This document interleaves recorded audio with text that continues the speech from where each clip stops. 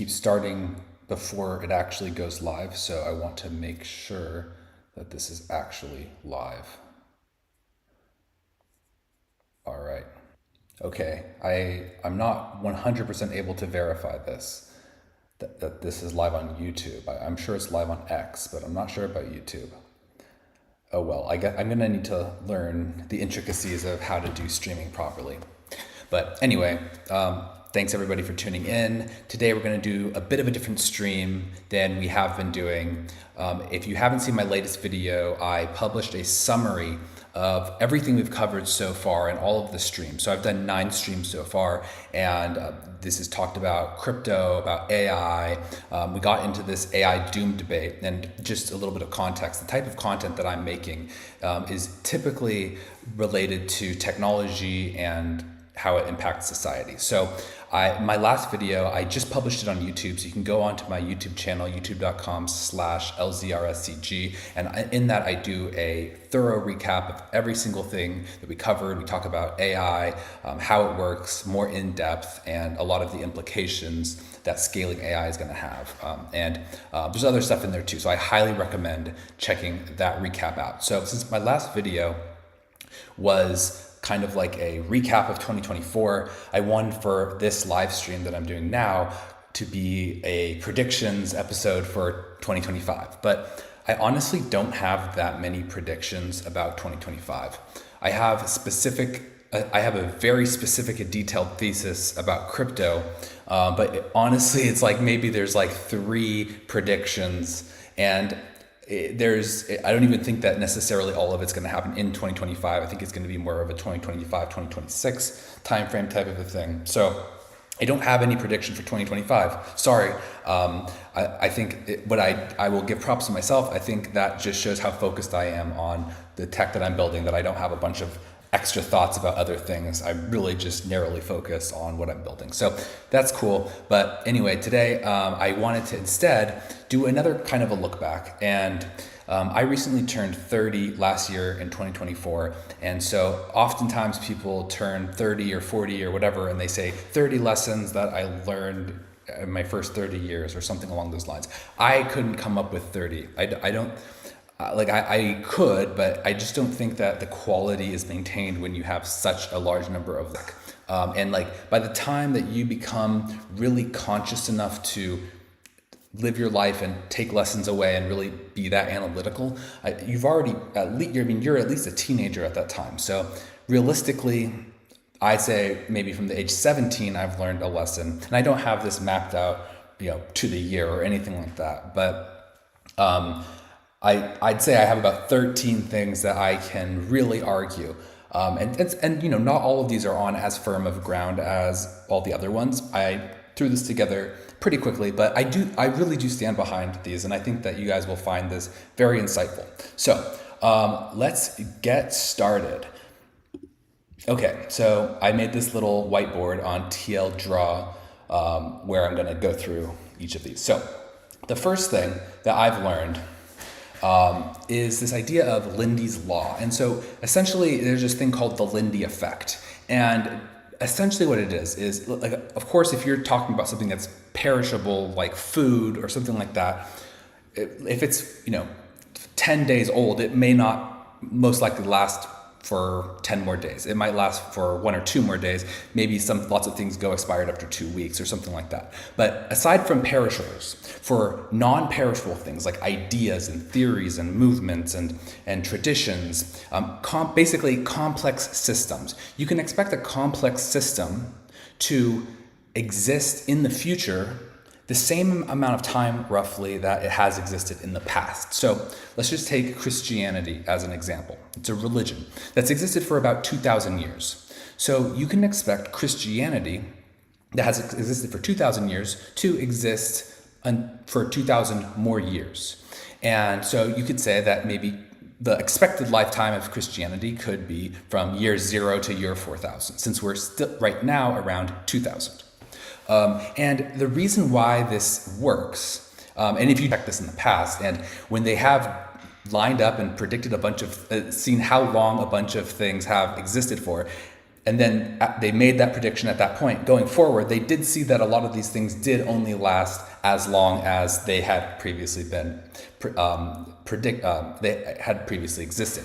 So this is something that Nassim Taleb talks about in his book, Fooled by Randomness. And I think it's a very important principle.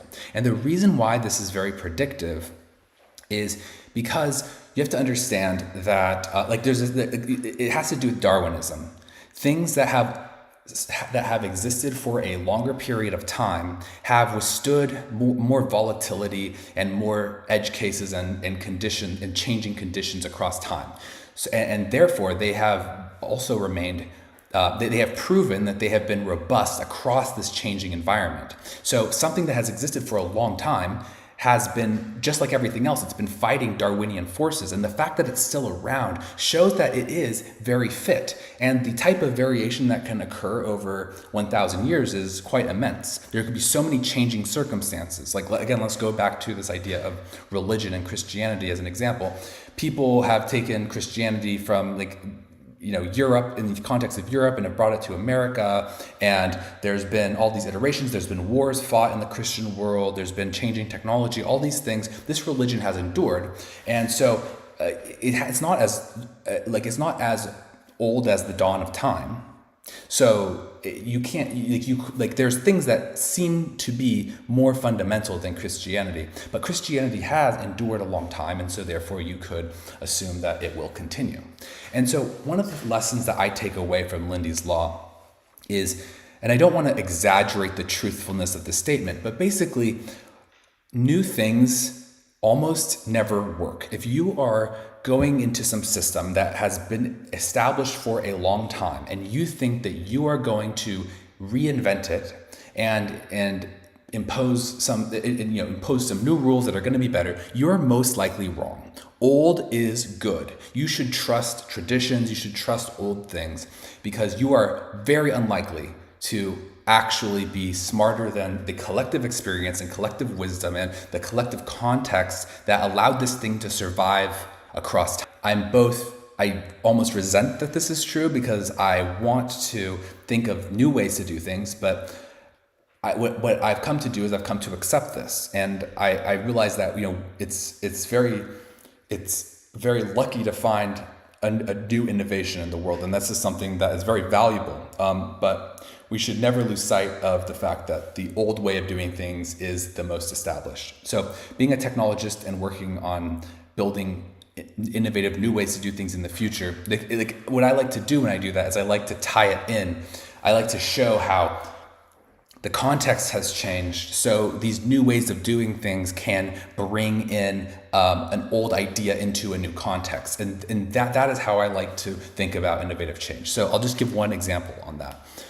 Let's think about the internet. The internet is for a long time, and we can get into that, but let's not, even though it is a relatively new phenomenon. So we have the internet, and it's a very powerful thing. Everyone recognizes that. But there are certain properties about the internet that are very different between things that are online and offline. So cyberspace almost operates by different rules as meat space, as they call it. So one thing, when we're talking about crypto, for example, you can talk about how crypto introduces things that are similar to scarcity and property rights into the realm of cyberspace. And by making an argument based on Lindy's law, you can show why this is actually a good thing, and this is a value add. So essentially what you're doing is you're taking something that society has existed for thousands of years in this realm of scarcity and with physical objects that have certain properties, and this system of property rights has proven over time to be a very effective way of organizing human behavior, coordinating in markets based on property rights. So being able to take that old system and implement it into this new system, which is the internet, is a very compelling thing to do, because what you're doing is you're taking something new, which obviously has potential, but you're also tying it to something old. And most likely, based on Lindy's law, that's the way to go. Now, it's possible that maybe having digital property rights is a horrible idea. But how long has the internet existed in a form where you haven't had these types of restraints? Not that long. How long has property rights existed, and how long have markets lifted up humanity? For a very long time. And so this is how you can kind of think of, rooting new things, what is the direction you want to push these complex systems in. Okay, so that was my first one, Lindy's Law. It's very cool. So the next one is basically this idea, and I don't know how I first started coming across this. It might have been Jordan Peterson, because I know he has talked about this.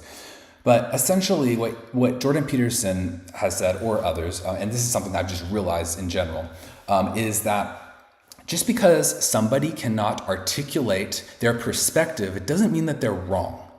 And this is really important. So there's a lot of very smart people out there. Or at the very least, most people have knowledge that you don't have, and they have perspectives that you don't have. You could, for example, be arguing about some economic policy with some person who has some low-level job that you don't necessarily respect. And you could perhaps pick apart their argument. But what you have to realize is that their perspective, although it can be flawed in a variety of ways, and maybe they are wrong, there may be some truth in it. Just because they're not speaking any true arguments, it doesn't mean that they have nothing of value to add and that they don't know anything. So I think it's very important to not dismiss what people say simply because they're not able to articulate the reasons why they think it. So I think it's always good to just basically steelman all perspectives and try to see what people can bring to the table, because different people have different levels of communication skills, and a lot of people can make very good observations, or they can have a perspective that you lack, and that is very valuable information. You are very limited in the information that you have. And so I just think it's always important to keep this in mind. But on the flip side of that, I think that if you are able to articulate the reasons behind your thoughts, that's like a superpower. This is one of the most important things that you could possibly learn how to do. It's when you believe something, when you say something, or when you think something, to be able to justify what you're saying. And this takes introspection. And this is something that you can practice. So when you believe something, you have reasons for it, but you may not be able to list out those reasons in a very compelling way. So just every time you think something, every time you make a claim or an argument, I just recommend to people to pause and think, how can I, why do I think this exactly? Why? And you don't have to have a perfect reason, but just what are the reasons that make you believe that this is true, and how do you think about each of these reasons? For example, so I have had a startup, and I've raised lots of money, and I've done quite well when pitching investors. And when investors have asked me questions, I've been able to answer them in a very satisfactory way. Universally, people have really liked the things I've had to say, and they've really liked the reasons why I've had to answer things. But a lot of the times I haven't known the answer to questions.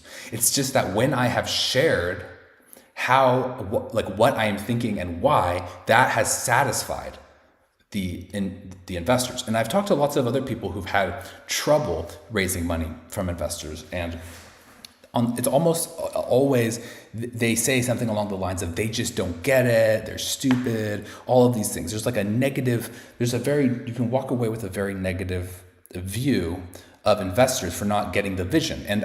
And unfortunately, I think a lot of investors are very bad at number two, the one I just talked about, this point I just talked about. They're not good at understanding that just because the founder can't articulate their vision, it doesn't mean that they're wrong. And basically, they put a lot of weight on the founder's ability to communicate as a proxy for how well they're going to do. And I think this does cause them to lose out on a lot of potentially good investments.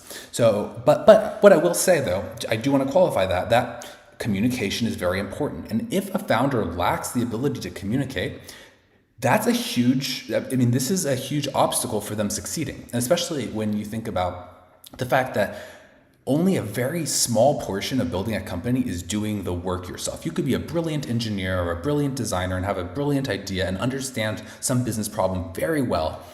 You must hire people, and you must delegate, and you must ultimately get yourself out of the job that you originally did when you started the company. And you should be a manager and a leader, and you should get other people too. So if you lack those communication skills, it is a red flag. So I don't mean to hate on any investor who doesn't do this, but I also think there is a lot of alpha as an investor in recognizing someone when they're not articulating their reason, but you can see the merit in what they're doing at an early stage. That's a great time to invest. And if you're good at that, you could be a very good early stage investor. But with that aside, you don't want to rely on these people who are really good at seeing through bad explanations and finding potential. You want to just simply demonstrate your potential and your capabilities. And this is not just with investments, this is in general. Whenever you're talking to someone in any context, it is very compelling and powerful to be able to articulate why you believe what you believe or why you say what you say. And I kind of like in my head, I like see like arguments kind of like a shape, and like I visualize kind of what I'm saying in a shape, and kind of like the smoother the argument, almost like it's like a very satisfying feeling. And this is not the visualization that I have in my head, but this is a good logical way to think about it. Let me just try and move this in view. Can I hide this panel over on the side? I don't think I can.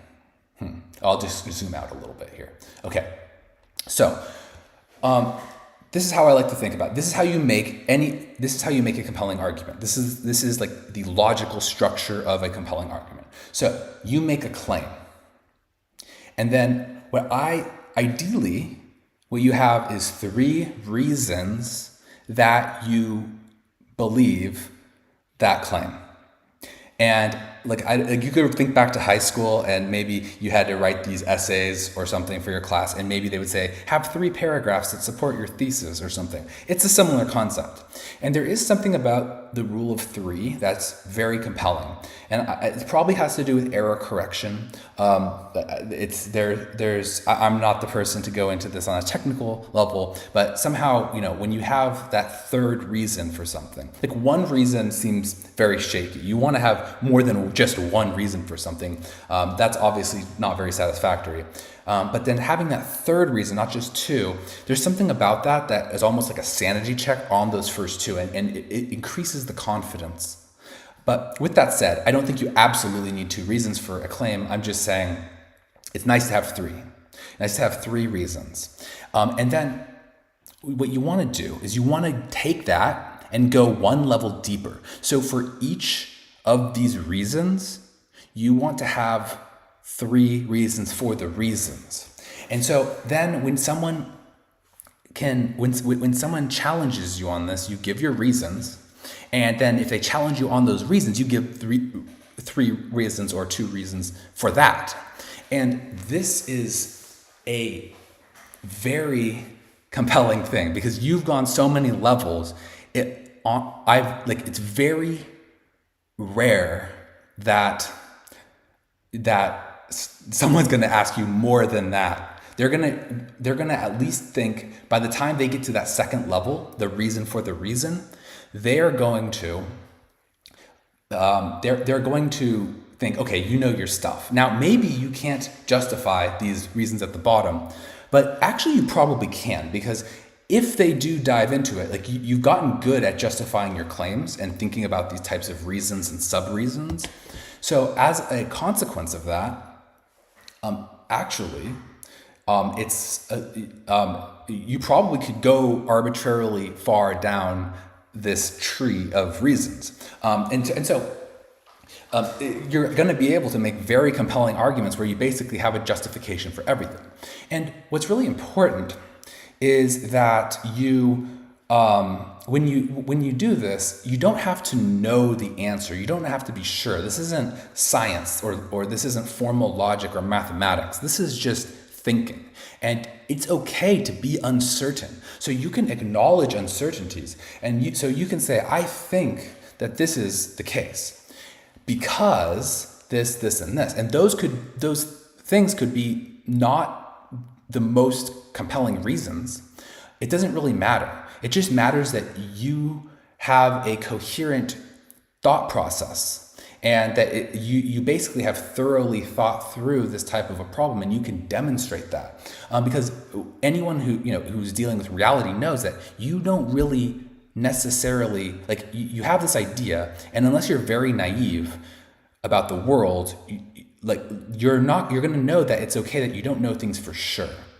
You're going to have an impression, and you're going to deduce things by making observations, and that mechanistically kind of proves that you're probably right, or at least you're on the right track. And maybe if you're not right now, you will be right because you're thinking clearly. And so the types of things that you could say is, like, it's okay, for example, as a reason to say that you don't know, but, like, here's a good reason. You could say, but I haven't seen any arguments against this being true. That could be one of the reasons you believe something, that you haven't seen any arguments against it. Now, that in formal logic, such a reason to believe something would be considered like you would say, like, evidence of absence is not absence, or absence of evidence is not evidence of absence, or you could say it's an argument from silence. This is not a formal, this would not satisfy any formal logic. Some reasons why you believe what you're believing, and you're building up the skills to be able to introspect in your thought process and understand why you think that. So, for example, you can say, like, you have some theory, and maybe you had a personal experience. Like, you could say, like I don't know, taking the like air travel is way less efficient than road trips. Now, that's a pretty crazy claim, because air travel is, like, you're going somewhere very far, like, you're going very fast in the sky, and a road trip is going to be very inefficient in actuality. But if you wanted to argue that in this way, you could give one reason. You can say, like, look, like, I had this personal experience. Like, one time, I've gone on, I've taken air travel, and you get all these delays, and I didn't expect these delays, and like, I had to actually reroute it, and all these things. And whereas when I drove somewhere, I was able to just drive there with no problems. That could be one of your reasons. Now, does that prove the claim that air travel is less efficient than road trips? No, it doesn't. But that's one reason. You had this experience.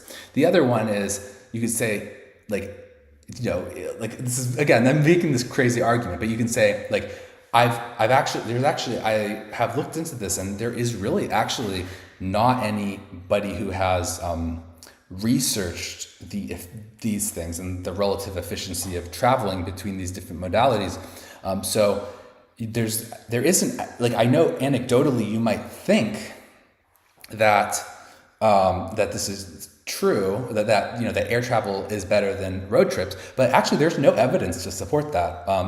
I have researched this topic, and now, of course, that would have to be a true statement. I'm not saying to lie, but I'm just saying you can basically, just as one of the reasons for your view, you could argue against the other view. And so if the other view is on shaky ground, that increases the likelihood that your view is correct. And then, I don't know what necessarily the third reason should be. I mean, this is obviously an untrue claim, but you could then also make, like, another claim. Maybe you can say, like, in my model, I've modeled this out. It may not be a perfect model, but, when accounting for the cost and the risks involved, and the delays and the frequency of delays, in my model, I have come to believe that air travel is actually less efficient than road trips within some parameter of distance, or something along those lines, right? You could then make a formal argument. And even if that's not an airtight argument, you have these other reasons And now this actually, like you might think about what I just said, that was oddly compelling. And now when you dive deeper into that, you are going to have perhaps less rationale on this. And so you're just going to want to do that same thing again.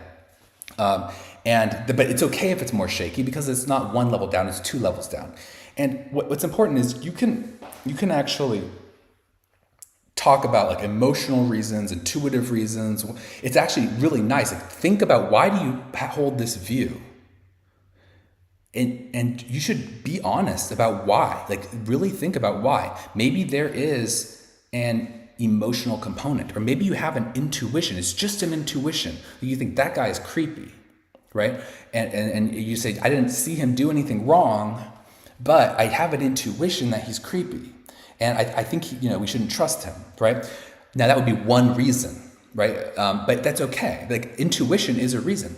And the thing is when you make claims that are shaky, like you say things that are uncertain, you make maybe fallacious arguments, or you have an imperfect model, or you using emotion or intuition, all that you have to do on top of using those is just qualify that with saying, I understand that this is just an intuition. But what you should do is you should understand how useful intuitions are, because none of these things by themselves are going to absolutely prove your overall claim, but they are going to provide evidence. So each of these three subpoints is going to incrementally provide more evidence on top of each other. So maybe you have this intuition-based argument, like, I just got an intuition that this guy is a creep. You could say that. Now, what you'd want to say on top of that, and this could even actually count as a sub-reason. I mean, it should count as a sub-reason for that overall reason.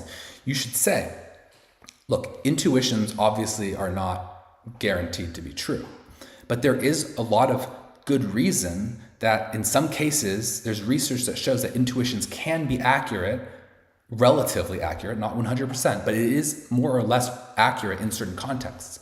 And you could say in social contexts, intuitions are accurate. And so when you've qualified that, now people know you're not naive. You're admitting the problems in your argument, but you're qualifying it, but you also just provided a sub-reason for that reason. And so in doing that, basically, you are showing that you are thinking about this very clearly, and you are providing lots of reasons why someone should believe the thing that you're claiming. And this is basically how I like to think and how I like to communicate. And it just takes practice. It just takes you just think about things this way, explain them this way, say, I believe this because this, and those things, if it makes sense in the context of conversation, you go into those sub-reasons for each thing. And then a lot of the times you can let the person you're talking with kind of prod you in the traversal of that tree. And if you get really good at it, you oftentimes don't need to actually think about this in advance. You can come up with this on the fly. But what I will say is that, and with anything, like, practice makes perfect. But like, the other thing that I'll say is that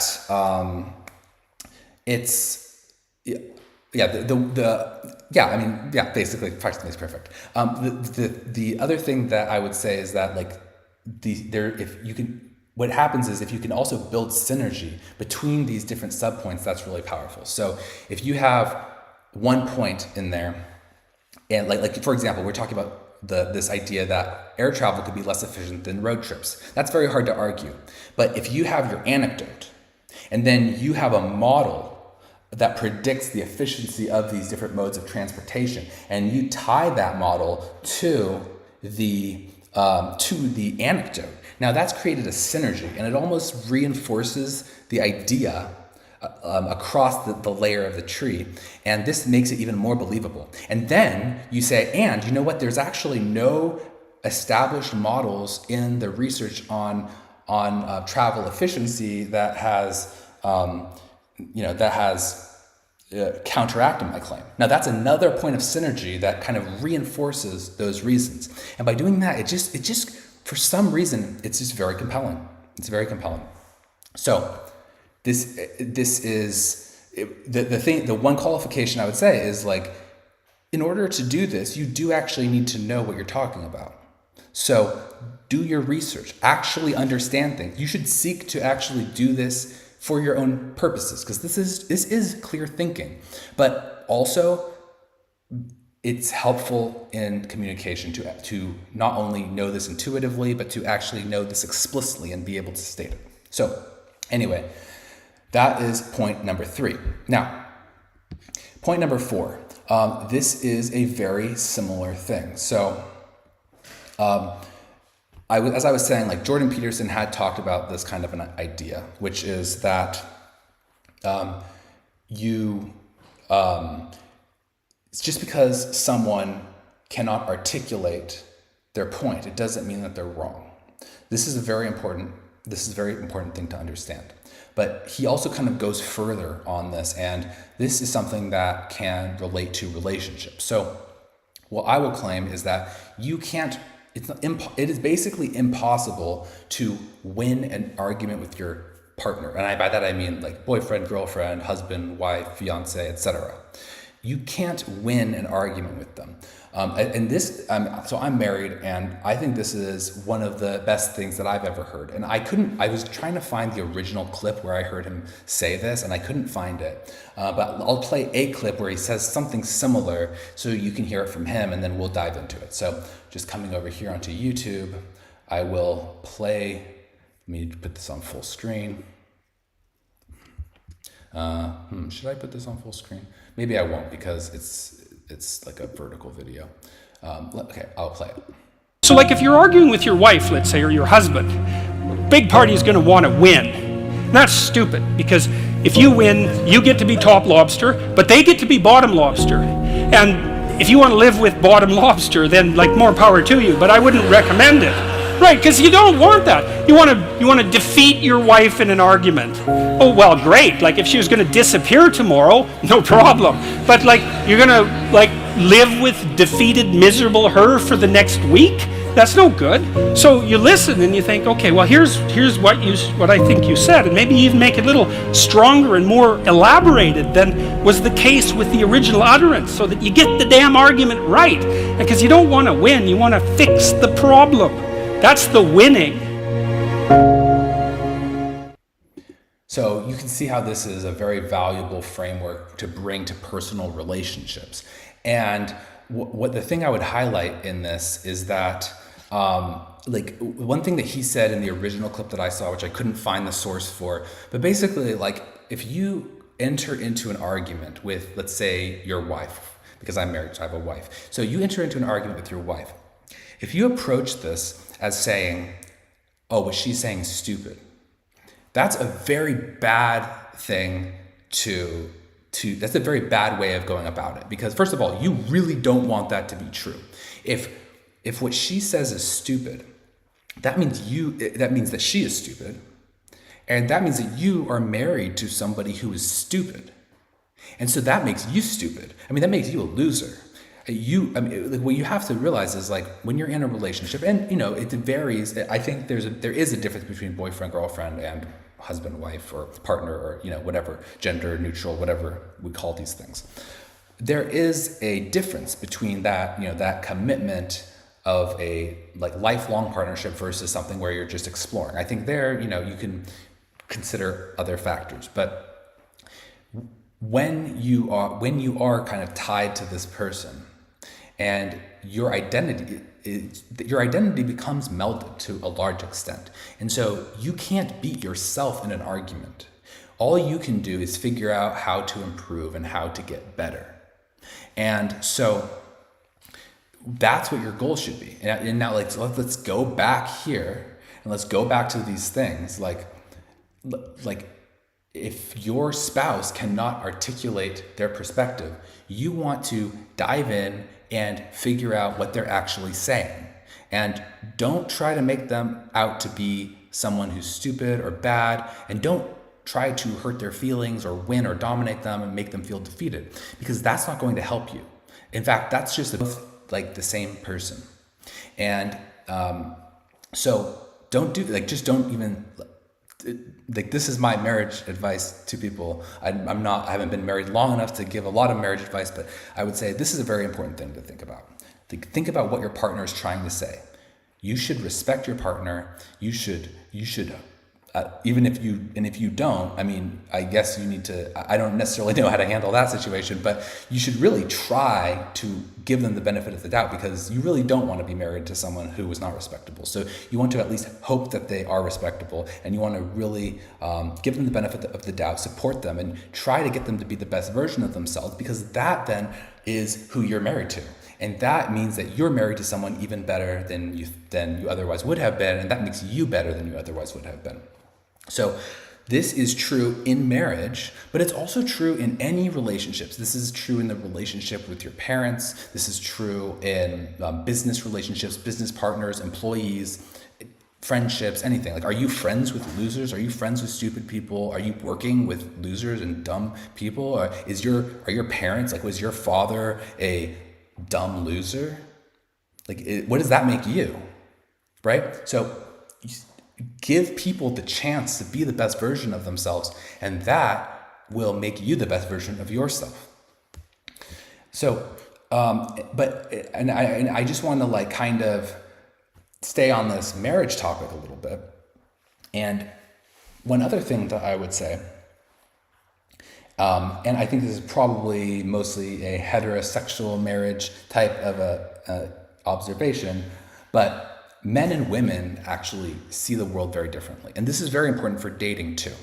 Not that I'm an expert on dating or anything like that, but men and women see the world very differently. And I think it's really hard to grasp how different the experience of a man and a woman going through the same situation can be. It's very different.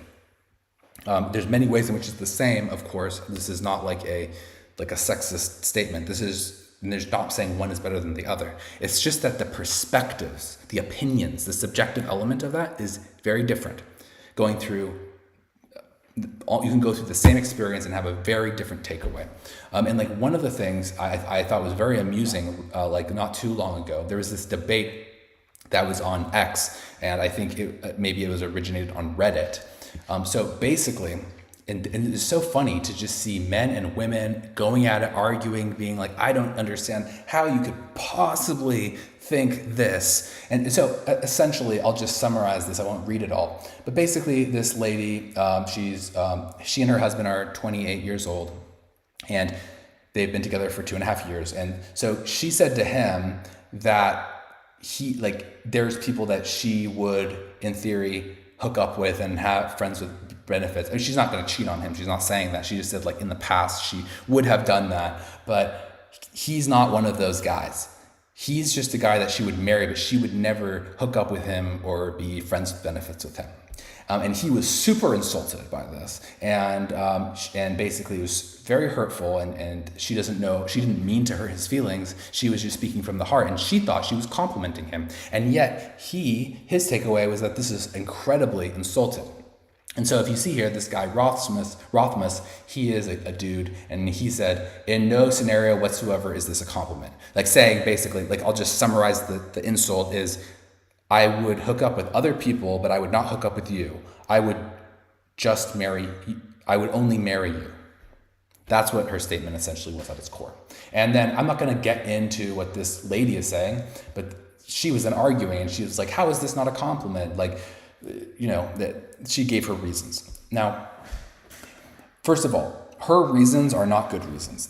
She is thinking something, and I want to go back to this original point up here of they might not be able to articulate their reasons.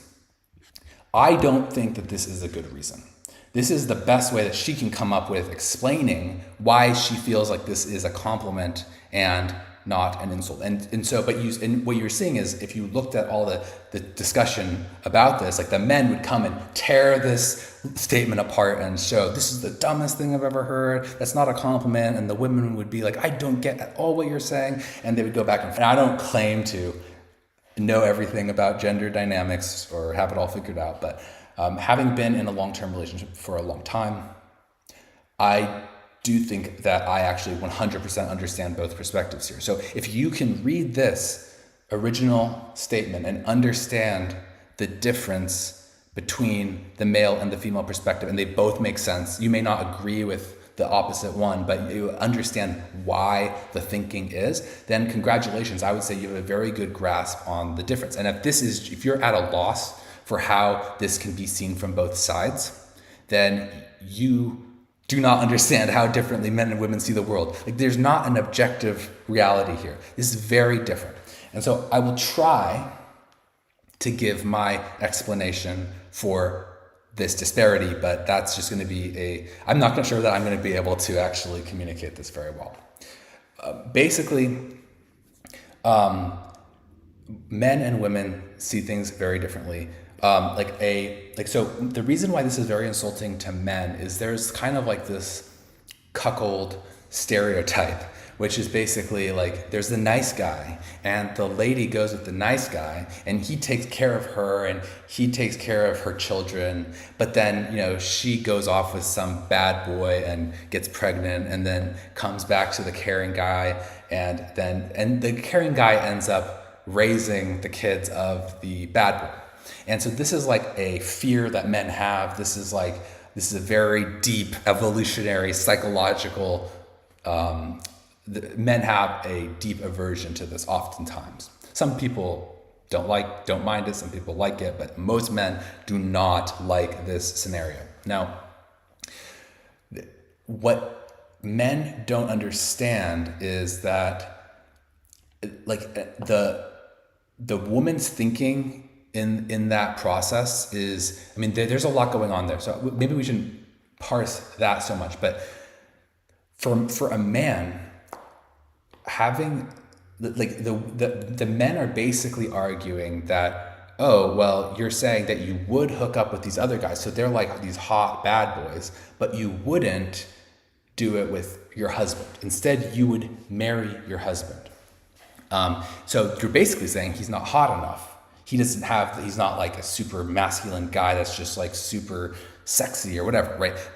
But that's a very male-coded way of thinking about it. Thinking, oh, there's someone who's attractive, and therefore you just want to have sex with them, and then if the personality works out, then you would also want to get married, but you would just have sex either way. For women, it's almost reversed. For a woman, it's more like the actual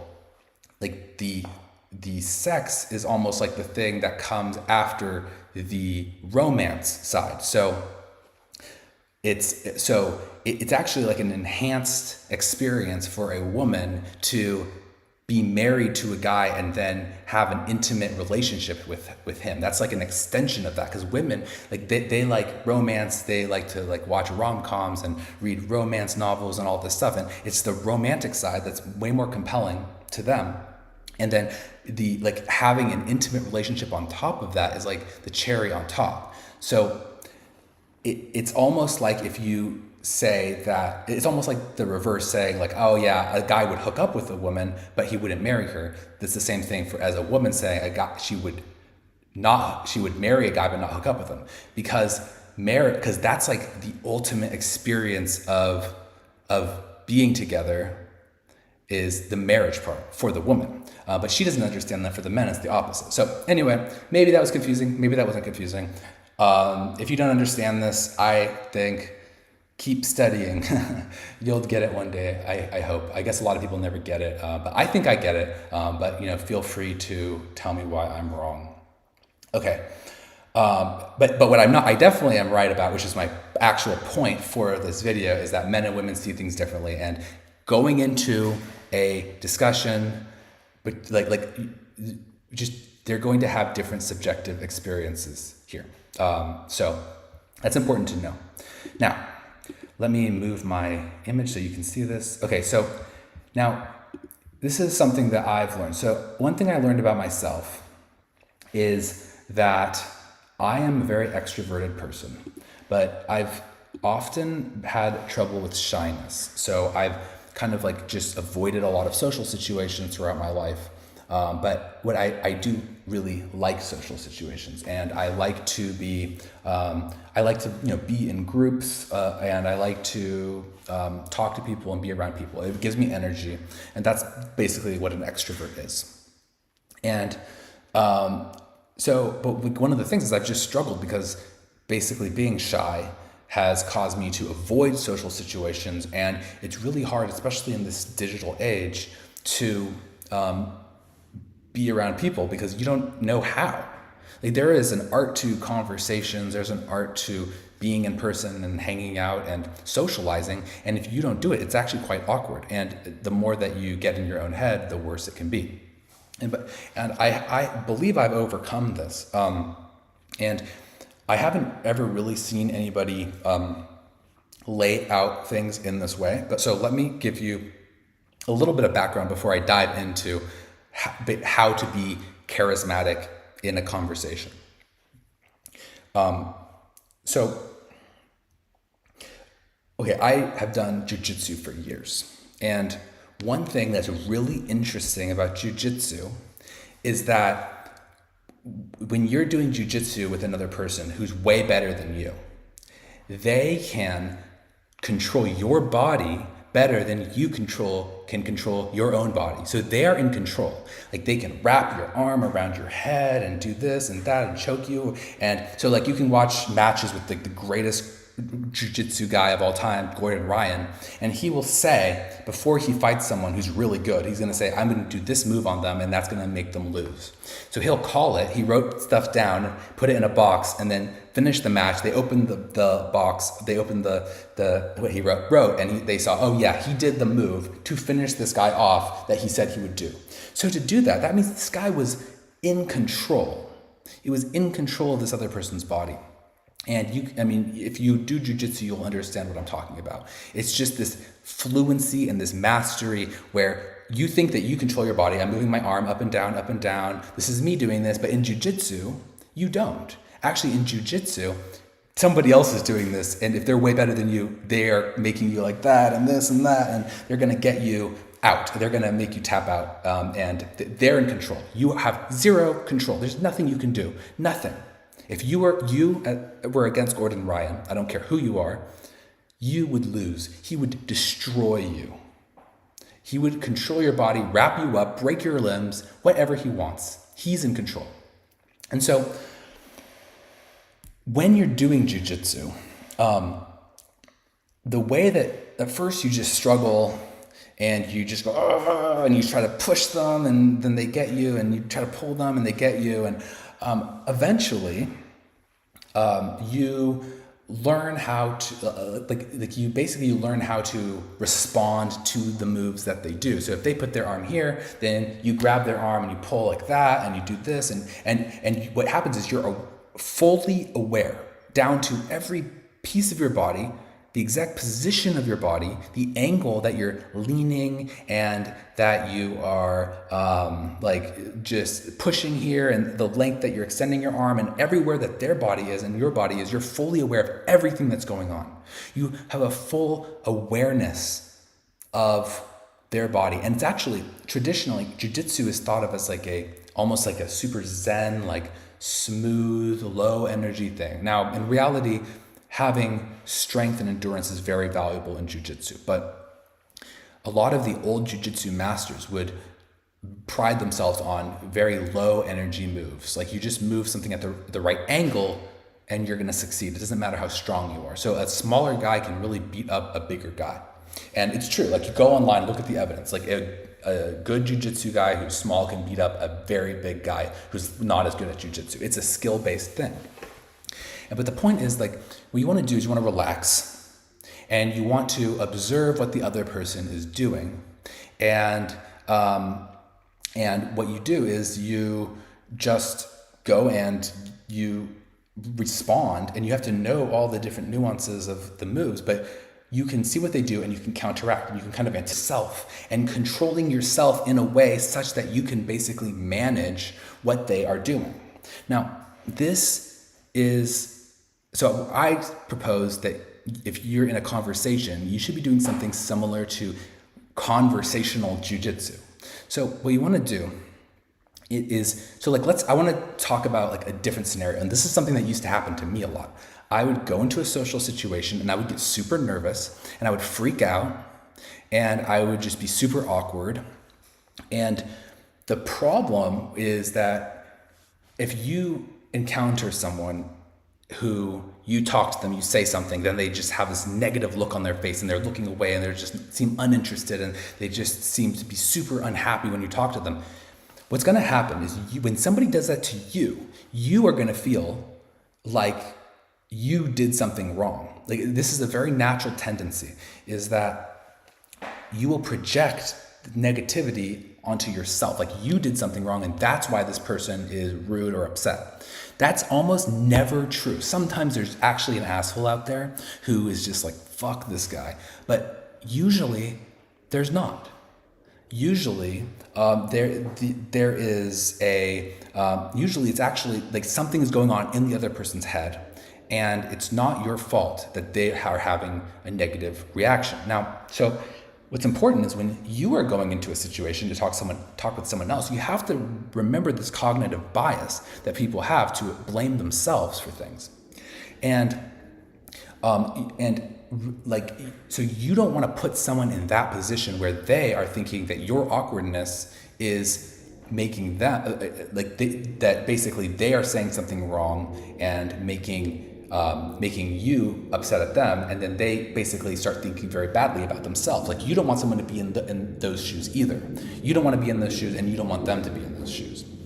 And like, you may know that somebody having a bad reaction is probably something going on in their head and not based on anything you said, but they may not know that. And another important thing, like, there was this anecdote that I had heard about some person in the UK or something, and there was someone who was going to be prime minister, or I talked to the first candidate, and after dinner with him, I felt like he was the smartest person or the most interesting person in the world. And then I talked to this other person, the other opponent in the political race, the next day.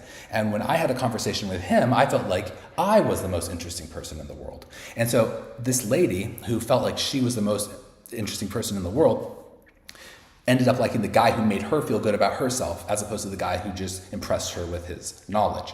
And so really, you have to think about it just like, if you're into a conversation and you feel like you're doing really well in this conversation, it's going really well, and that you're just so interesting and people love you, you're going to come out of that conversation thinking, oh, that was so good, right? But here's the problem. You don't want to actually do that. Like, why do you need to feel that way when that's not really the true reflection of how it went?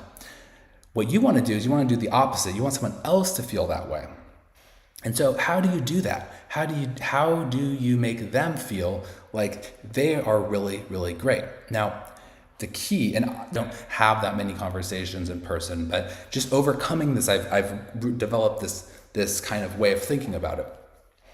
Essentially, what you want to do is like think about how, if you are coming into this conversation and you have this negative energy, maybe you're thinking, I'm not interesting or funny enough, and I don't know enough, and I'm dumb, and all these things. You're thinking, you're very self-deprecating, and you just come off as super negative, and then somebody says something to you, and then you just look the other way and look uninterested. Just like they're going to take that negative energy and project it onto themselves and then walk away with this negative feeling. If you do the opposite, if you can project a positive attitude, then they are going to also basically, they are going to come to you. So you put out negativity, they're going to become more negative. If you put out positivity, then they're going to become more positive. And so what you want to do is you want to be I mean, in my opinion, you want to calm down if you're not already calm, and you want to really just think about meditation. What do you do in meditation? And in jiu-jitsu, you're calm and you focus on the other person, and you observe their body language, and in the process, just bring it back. It's all good.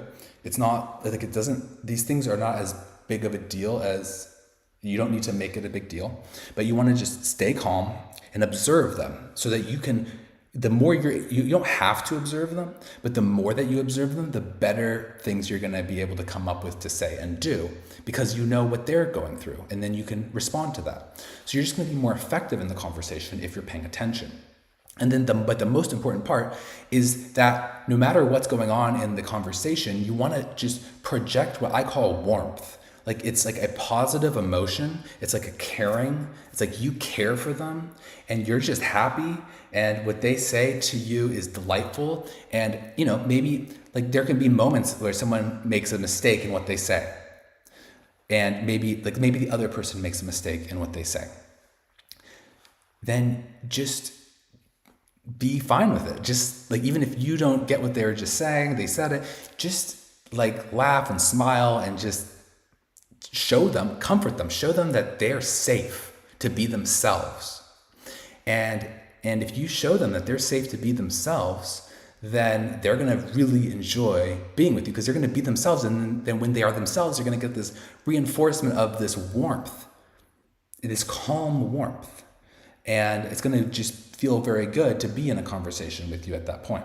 And like the more you can stay like calm, also there is something about like being calm. It kind of like lowers your voice. It makes you have like a more credible demeanor, and it just makes you seem like someone that someone wants to impress even more. So just like if you can nail that, you basically make somebody feel safe, then they are themselves and you react with positivity, and you just basically have unrelenting positivity. If you make a social faux pas, you just smile and just shrug it off, and you just continue that positivity, and smiling is important. And no matter anything that they do, they could do anything. They could just say the worst thing. They could make the biggest mistake. They could just be an idiot, and you still show them that they are safe around you. They're gonna walk away feeling like the most interesting person, or rather like just a very safe person who is really liked and loved. And that validation for them is gonna feel so good. And they are going to, in turn, really enjoy that conversation. And this is not a manipulation technique. This is genuine, because you can't really fake this. Like, you just have to actually do this, but you just want to kind of know what you should be doing so that you can stay on track instead of letting your mind race. This is not a trick. If you don't like people, just don't hang out with people. You're not going to like throw this together and manipulate people to do what you want or anything like that. This is like a genuine thing. If you're an extrovert like me, this is a type of thing that you can do. This is like how you can conduct yourself in these types of situations. Okay, that was 6. Okay, now I'm going to go to a speed round. Those are some more detailed ones. I think these might still be detailed, but I didn't put any like supporting evidence or bullet points or anything like that under these. So let's go to the speed round. So I'll just put all of these on screen. So okay, it's really valuable to learn what it's like to get really good at something. So jiu-jitsu is an example of something that I pushed at and saw progress. And it's very valuable to do this, because when you get good at something, first of all, you have an appreciation for what it takes to be good and different skill levels, and you can compare where you were to where you are, and you kind of have a roadmap that you can apply to other things outside of whatever that one thing that you got good at. If you're able to get good at one thing, you'll probably get good at another thing. And so a lot of people never reach that level of true excellence in an area. And if you can put in the work and use a system of constantly improving, and then you can see and measure the results, that is such a beneficial thing for understanding, one, that there's levels to shit in the world. Like, people are on different levels. And when you actually are able to see what the reality is across the scales of progress on like inside of a progression of skills, you're going to have a much better perspective into how the world actually works and how people are at different skill levels across many different domains. And again, like as I was saying, like if you're good at one thing, you know what it takes, you can apply that to another thing. And then the more things you do that to, you're going to be able to, you know how hard it is to become excellent at something. A lot of people don't know that. But once you know that you can do it, then you can do it anywhere. So that's one thing I think is important perspective. And the other is this idea of eating glass. And I relate this mostly to programming because I'm a software engineer, but this is related to anything. I'm going to talk about this in the context of programming, but this could be in terms of research or reading a hard book you want to read, philosophy, or just studying something or working at any job, design, all this stuff. It's eat glass. So I've, over the course of my life, done several projects, like code projects that have had huge returns on the time. Things that have just absolutely catapulted my career. I've done really great work. And a lot of the times that hasn't been something that is easy to do. There were challenges and there were things I just simply did not understand. And the key is that if you keep on pushing, you will come to learn that everything is understandable. And you can understand things and you can achieve them. So I first actually became very aware of this. So there's this JavaScript framework called Bun. And this guy, he was so young, I think he was maybe 19 at the time or something. I think he was a Peter Thiel fellow. I'm not sure. But this guy, Jared Sumner, I think is his name. And I was following him very early on before Bun existed. And he was making a game engine. And he was making really good progress, and then he kind of started working on other stuff, on a bundler for JavaScript, and we don't need to go in the technical details of what he was doing. But I saw this kid basically, just out of sheer determinism, work, and he would post how many hours he was working a week. He was working a lot of hours, and he just built things that were I would have never even approached building. As someone much older, I would have just thought that's way too hard. I don't understand. I don't want to dive into it. I need to learn about it. It would be very difficult. But seeing him build all this stuff, and it really kind of made me think. And I realized, wow, you can just look at he was working with open source code, and there's some documentation and there's open source code. So this stuff is written down and you can read the code.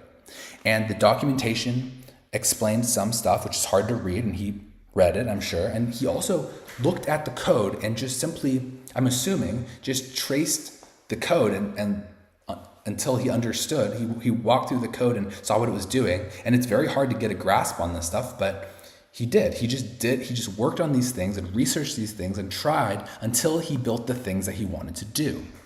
And this was pretty eye-opening for me because it really is that simple, especially with code. If there's a code base, let's say you want to understand how Ethereum works. Ethereum's code is completely open source. So you can go in and read it and totally understand what's going on. The only reason you don't understand everything about it is because you haven't tried. And it would take hours, or not just hours, days, months, even years to fully understand everything. But the reason you don't is simply because you haven't been willing to do what it takes.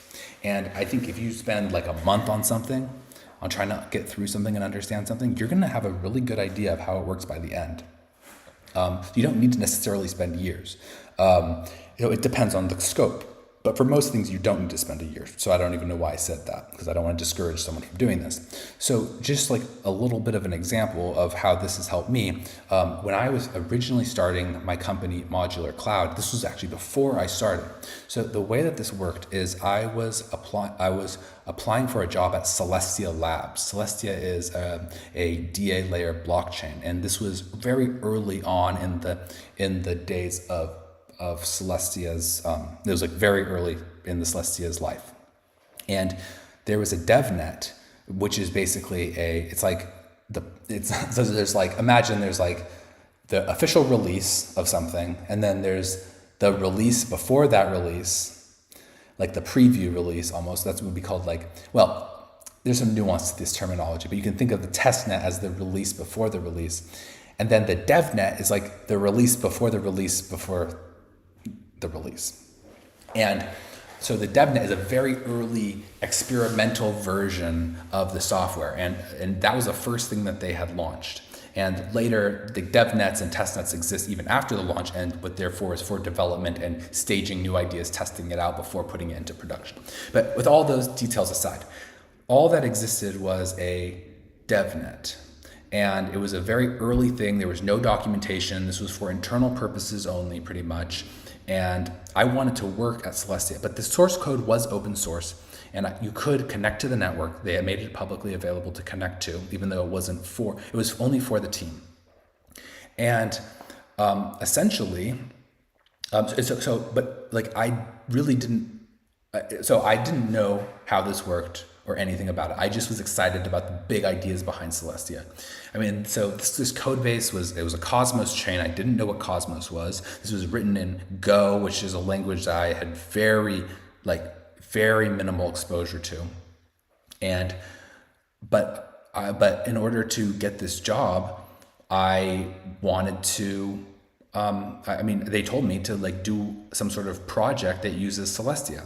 And so I needed to get data out of Celestia, but I didn't have a good way of doing that because there was no tools in the ecosystem and there was no documentation. So I had to figure out how to do it myself. And ultimately I figured it out, but I also realized that it was a very crude process.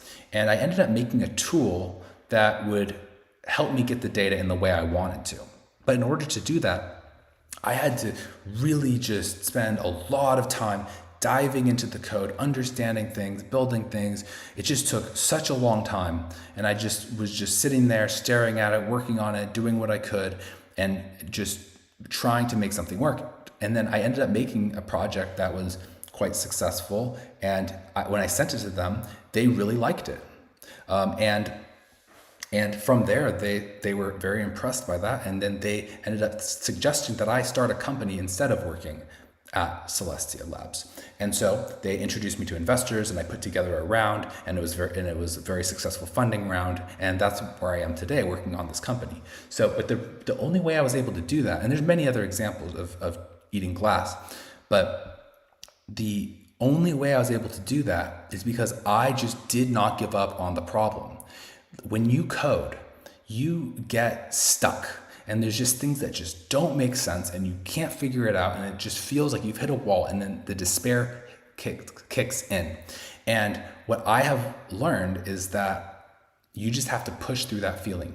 You just don't give up. You have to realize if somebody has understood this in the past, it's understandable. If it's written in code, it's understandable. I can understand this too. I just need to put in the time. I'm going to push through this negative feeling of not getting it, and just that's the eating glass thing. Like eating glass is very painful, so you're chewing it and it's just you're bleeding and it's just super painful, and you get through it eventually is the idea.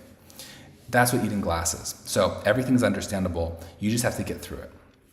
And I guess kind of like a related lesson to all of this is getting good at something and just pushing through the hard times is this idea of consistency.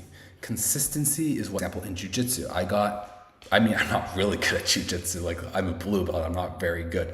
But I've seen myself surpass my peers. I had that experience. And winning is a very rewarding thing psychologically. The more you win, the more wins you get, the more you're motivated. It increases your drive and your energy, and you're able to win more. It's like a vicious circle.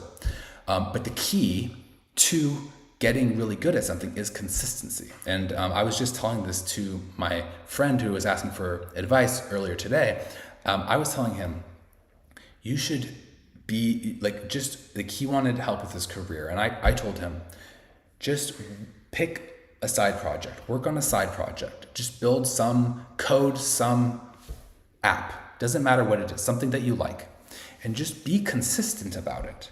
Nobody is consistent about these things. And what happens is he doesn't have to spend a lot of time, he's very busy, he doesn't have to do that. But if you consistently spend time on something, even 20 minutes a day, 30 minutes a day, over time, those benefits are going to compound.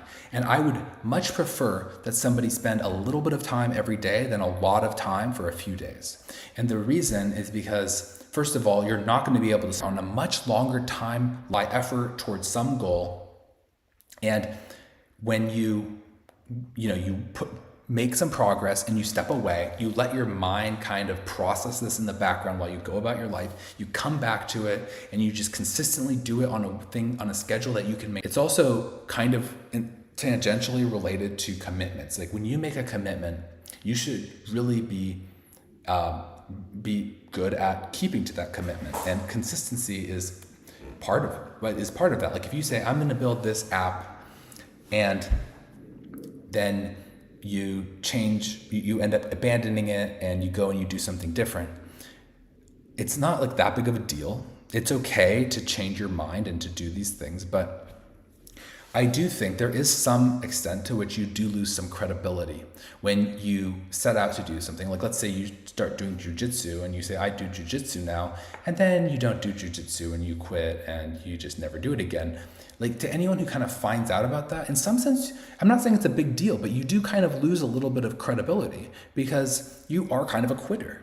And I'm not saying you have to, everything that you start, you have to do forever. I mean, there's things that come to natural conclusions, and there's things where there's points at which you decide to move on. But as a general rule, I think what's good to do is to consistently make progress, push through plateaus where you're not seeing any benefit, and you have to know that there is going to be light on the other side of that, even if you can't see it. And by doing that over time, you're going to have an accumulated advantage that's going to make you very good in some domain. And that's going to be an extremely rewarding thing. But the problem is that nobody does that. Nobody is consistent. It's so rare to see someone consistent. But that's why it sets you apart. So what I would say to anyone watching this, my advice is pick something. Don't put a huge time commitment on it. Just do your normal thing. Do whatever you were doing. Don't change your life because of my advice to you. Just pick something that you can work at, some skill or business or some goal-based thing that you can make progress toward. And the more concrete it is, the better. The more measurable it is, the better. Just being successful is not a great goal. It's not very measurable. The amount of sales you make is pretty measurable because there's like a number attached to it. Jiu-jitsu is very measurable because you know how much you're winning, and you can really feel your skill level. Side projects are great, but just be consistent. Consistently work at it, and over time, let's just take the side projects as an example. What I was telling my friend as the advice. The thing is he's like a junior engineer and have a senior level of experience. So he has a bit of a hard time finding a really great position. And the way to really become a senior is to push through something and really go through all the edge cases that you can arrive at. And so as you work on your side project over time and you keep pushing on it, there's going to be a variety of circumstances that are going to arise that wouldn't arise if you just did a short-term project. And you're going to encounter such a variety of scenarios across time that you're not only going to demonstrate your discipline to anyone who sees your consistency, but you're also going to have a deeper expertise in that area because you're seeing a wider variety of circumstances in which you are working. And that's what's going to really make you a senior level engineer or being good at whatever skill you choose. So that's the key. I think that's the recipe for success to a large degree, is just stick at it, keep working, honestly, just be consistent, stay to your word, and just do that. That is, it's not easy, but it's simple. And the thing that I want to impress on you is I had this idea, but I just felt good growing up. I didn't have any complaints on politics. It made it seem like there's like the system just is like corrupt and the wealthy stay on top and all of this stuff. And I think that's a very disheartening mindset. And it's just not true. If there's one thing that I have learned, it's that the system works really well to identify talent and elevate it. Like if you are demonstrating exceptional ability, the system will give you lots of opportunities. And I'm talking about the US economy. There's going to be lots of opportunities. If you're doing good work and demonstrating potential inside of a corporation, I'm not saying all corporations, but by and large, you will get promoted and you will be given more opportunity. If you start a company, there's a lot of investors who are looking to fund things. There's a lot of people who are looking to hire and partner with skilled people. Opportunity is all around. And a lot of people make one of two mistakes. One is they get in their head and they don't take any action. They don't do the things that I just said, which works. And they just think, I deserve better. I'm so smart. I can see all the problems with what other people are doing. And they can get negative. And this is just a very bad mentality because the only reason you're not succeeding, if that's you, is because you're not taking action. Take action. And I have come to see that I have had so much opportunity. Anytime I've even demonstrated a modicum of competency, I have been given tons of opportunity. And I have seen people across the spectrum of different races, different genders, all these things. This is not just I'm white and Hispanic or anything, but by and large, I've seen people who are from various different backgrounds succeed by just kind of implementing, have resentment against the US system. I think that there's a lot of corruption, there's a lot of stuff that does need to change, but it still is a very good system. And it does elevate competent people and gives opportunities. And if you're willing to work hard and work smart, it will elevate you. And so one example of why I think it's very destructive and this is the second point I was going to make. I was making that first point earlier. The second point I was going to make is really affected by this perception that the system is unfair. With someone like Andrew Tate. Andrew Tate is a brilliant guy. He has built an amazing online business. People, but they come from a very hard background, and they were poor and they were hopeless, and they thought that the only way that they could get ahead, the only opportunity they saw was something that was outside of the conventional path. And they ended up doing something that was pretty messed up. They would do this cam girl thing and it's just kind of exploiting men and women. And I'm not saying it was illegal, but I'm saying it's not an ideal thing. Someone with their potential and intelligence and charisma, they could have done anything and been successful. They could have applied themselves in so many ways and been successful, and they could have been beyond reproach. But since they felt that was not possible, they ended up going this other route, and they still proved to be successful. And it seems like their court case got thrown out, which is great. I guess I want the justice to be served. I didn't think that they did anything wrong that maybe you should to some extent judge them for. It wasn't a perfect moral path. But a lot of the blame for that, I think, lies with the people who perpetuate this idea that the system is against you. And then basically you need to fight the system and do something outside of the bounds of the system, something illegal, something unethical or gray area in order to get ahead. And a lot of people think that the only way to become a billionaire is to cheat people. When in reality, if you meet rich people, not all rich people, there's people who got lucky, and I know those people, and they don't necessarily deserve it, but I don't think that they'll maintain it. And there's people who are born to wealthy families, and a lot of times these people are not very impressive. And it just happens to be that after, although I think some of the literature on this overrates the rate that people lose their inheritance, it does dwindle over time. So, and people have multiple children, they divide it out. If they're not continually growing that in a substantial way, each sum is going to be inherited, they're going to inherit a less amount, and it dilutes the overall success of the grandparent or great-grandparent. So the point is that these things are not durable. The degrees to which people are making money in this, that is a very overrated problem.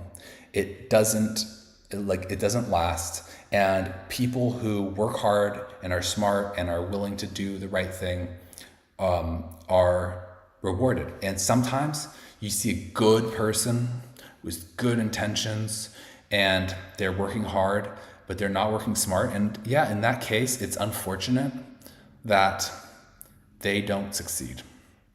But I'm sorry, I've never seen someone with consistency that is getting really good at things in different domains and pushing through plateaus and like learning how to advance in some level, and then like maybe you learn how to get good at jujitsu and then you take that to business. I've never seen someone who's gotten good in one domain and then consistently worked and pushed through plateaus and assess like, what am I doing wrong? Thinking about it, I'm gonna eat this glass until I figure it out, and I'm just gonna push. I've never seen someone like that lose in business. I've seen a lot of people try things, they get emotional, they quit, they do all these different things. That's why every time I've ever seen it, that's been why.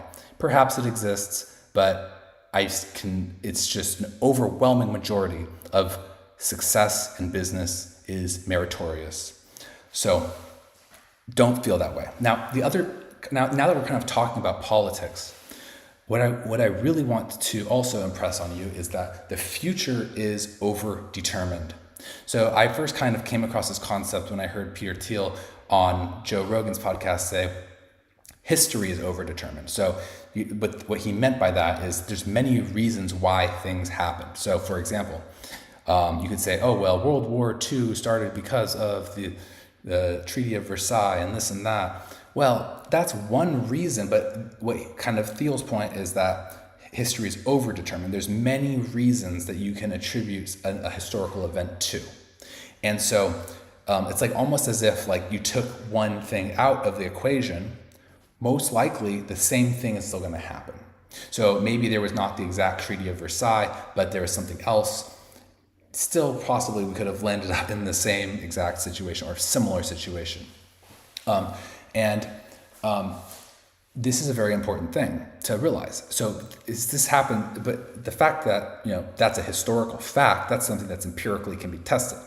But the logic then still implies that going forward, the future is also overdetermined. So you take certain actions to lead to a certain future, but there's also other things that happen that lead to a future, the same future. So maybe you live in the hood and you're going to the corner store to get donuts, and so you're going to die from, eating diabetes. But then there was a drive-by shooting when you're walking to the donut store and you get killed, right? So you're going to die early either way. There was multiple reasons pointing to you dying early. That's kind of that's a gruesome example. It's just the thing that came to mind. And so I think that's an example of something that is often fixable. Like eating healthy is a choice a lot of the time. I'm not saying for everyone. I'm not always saying that. I'm just saying oftentimes eating healthy is a choice. So maybe that was a bad example. But especially when you think about systemic issues and the world and like making a change, an impact on the world, you have to realize that these things are overdetermined. There are many forces pushing things to be the way they are. It's not just you. You are not going to be able to impact the direction of history. It's just not possible. And this kind of comes back to this idea of complex systems. And I talked about complex systems briefly back when we were talking about Lindy. My last video, the one of the recap of 2024, I also talked a lot about complex systems and I went into it. So if you're interested in complex systems, I'm going to do a lot more about that because that's a very key to my worldview is talking about complex systems. But if you want to dive more into that, check out that previous video. But regardless, the world is a complex system. Society is a complex system. And so that means that there's chaos. And so when you take an action in the world, you're not going to be able to steer the results. It's going to be, what's going to happen in the future is going to be the accumulation of your actions with the actions of everyone else in society and every other physical force in the universe, all combined into one aggregate. And so the point is you are, like, statistically speaking, there is basically a 0% chance that you're going to change the course of history. I know that it sounds so lofty and great to do this, and you can think of great men throughout history and all this stuff, but the reality is they may be great. It's true, and we can measure their greatness on many different scales, and this is an objective thing, and it's great to strive to be great. I'm not saying that, but what I am saying is that you do not control the future. It is not something you can bend to your will. And as poetic as that sounds, if you truly believe that, maybe that kind of naivete can get you to take big risks. Maybe it'll pay off. But there is a sense in which that is super big, abstract change succeed. And like you might have like worked on some legislation to help workers get higher minimum wage, and you advocated for this position. But that's not necessarily like, and you might have succeeded, and that bill that you wrote maybe passed through Congress and all, and made it an impact to society. But this was a negotiation with the whole country, all these constituent groups across all these different like senators and congressmen and political action committees, and this was like a negotiation. Everyone contributed to this. If the masses were not ready for this, it would not happen.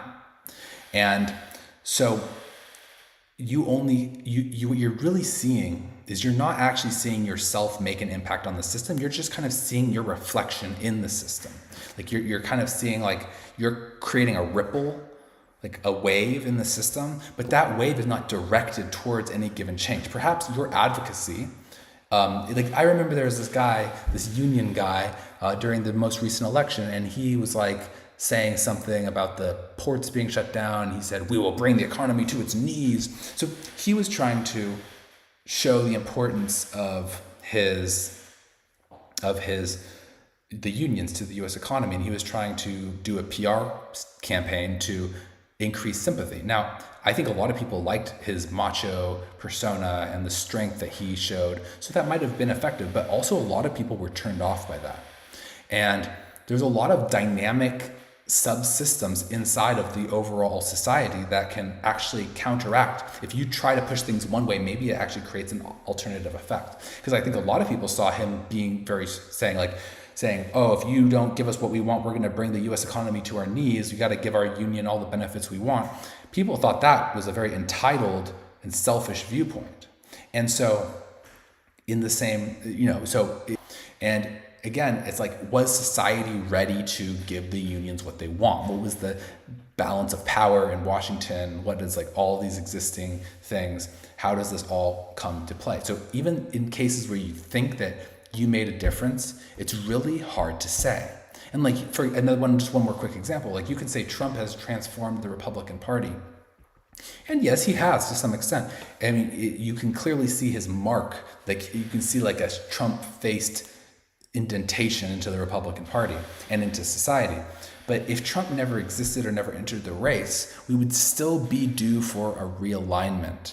And I don't think that anything is necessarily going to be much different, regardless of whether Trump was in or was out. I'm sure everything is different. Like everything makes a difference. Everything has some effect. But it's hard. But the point is that the overarching theme, just like the Democratic Party is falling apart right now, the Republican Party would also still be falling apart because both of these coalitions would be realigning. And I'm sure things would look different if Trump didn't exist, but you don't know in what way it would look different. You don't know what that counterfactual would turn out to be. There's no way that Trump is actually capable of steering the world. Like he could have pushed on immigration and perhaps people had a reaction against that and then that was like a no-go. So that could have been like something that was written off as a viable strategy because people really hated when he pushed on immigration.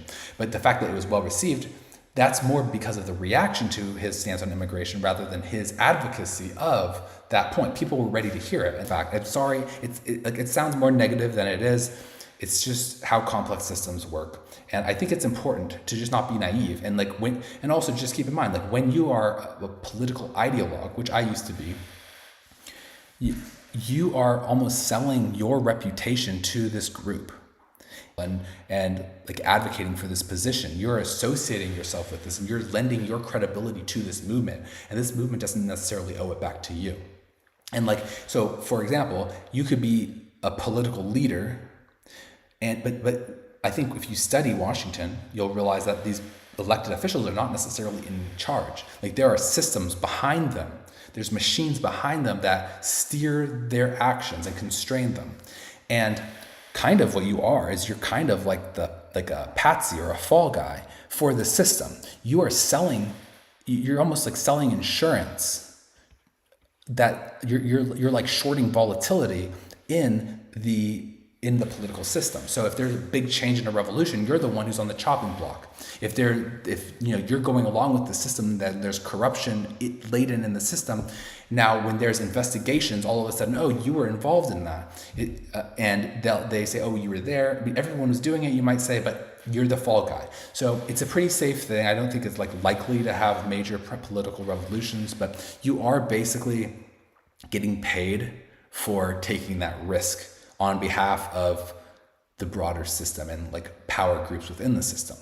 So you want to be a good person. You want to make an impact on the world. How do you do it? How do you make an impact on the world? I say this: do good on a small scale. Just be nice to people. Like, that's one thing that is not complicated or complex.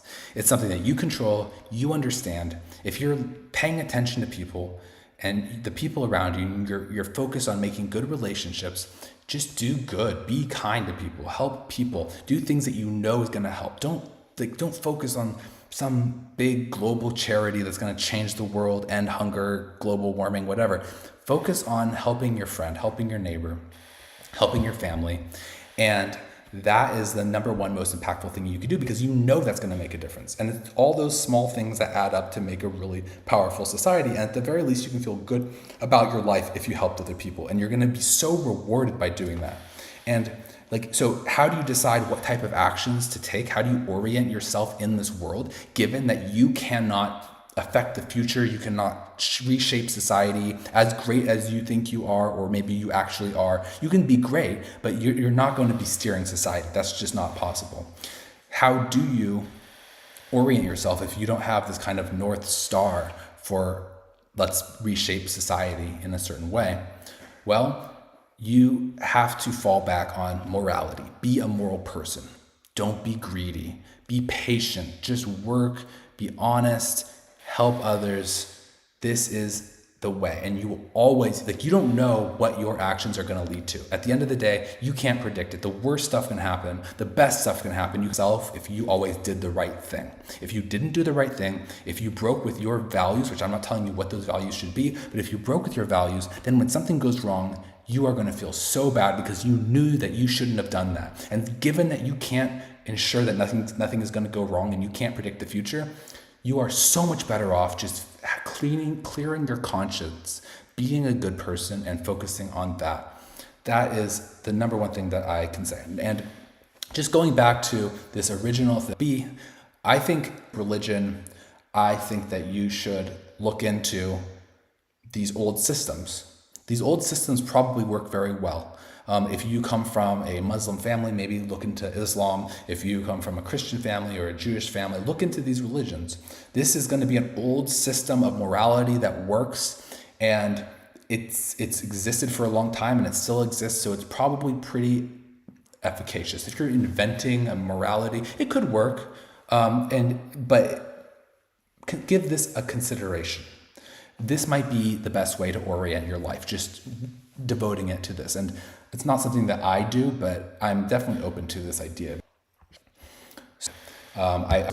If you feel bad, don't just brush it under the rug. Maybe you haven't had health problems. Don't do that. Really, please, I'm begging you, don't do that. Look into it. Take it seriously. It is not normal to feel bad. It is not normal. I mean, it's almost need not be said, but it's not normal for weird things to happen. It shouldn't happen. There's probably a problem, and you really would be better off addressing it. It's just, there's so many times that people have not looked into things, and then it turned out badly, that I know about. Like people who, they had a sign, they didn't look into it, and then their health declined. And it's just so sad when that happens.